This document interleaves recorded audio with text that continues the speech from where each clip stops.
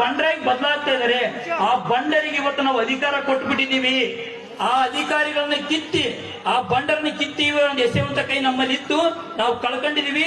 ಮುಂದಿನ ದಿನಮಾನಗಳಲ್ಲಿ ಬುದ್ಧಿಜೀವಿಗಳಾಗಿ, ವಿಚಾರವಂತರಾಗಿ ನಿಮ್ಮ ಮತವನ್ನು ಹಣಕ್ಕೆ, ಎಂಡಕ್ಕೆ, ನಿಕ್ಕರ್ಗೆ ಮಾರಿಕೊಳ್ಳದೆ ವಿಚಾರವಂತರಾಗಿ ಮತ ಹಾಕಿ ಕೆಲಸ ಮಾಡದಿದ್ದರೆ ಎದೆ ಮೇಲೆ ಹಂಗಿರ್ದು ಕೇಳ್ರಿ.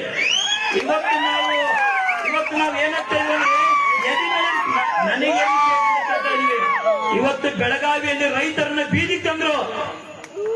ವಿದ್ಯಾರ್ಥಿಗಳಿಗೆ ಕೆಲಸ 2.5 ಲಕ್ಷ ವಿದ್ಯಾರ್ಥಿ ಕೆಲಸಗಳಿವೆ, ಕೊಟ್ಟಿಲ್ಲ. ರೈತ ಬೀದಿಗೆ ಬಂದ, ವಿದ್ಯಾರ್ಥಿಗಳನ್ನ ಬೀದಿಗೆ ಬಂದ್ರು. ಇವತ್ತೇನು ಕಾರಣ? ನಾವು ಕಟ್ತಕ್ಕಂತ ಟ್ಯಾಕ್ಸ್ ಯಾವೊಂದು ದುಡ್ಡಲ್ಲ, ಇದು ನಮ್ಮ ರೊಕ್ಕದಿಂದ ಸರ್ಕಾರ ನೀಡ್ತೈತಿ, ಸರ್ಕಾರ ದುಡ್ಡು ಕೊಡ್ತೀವಿ.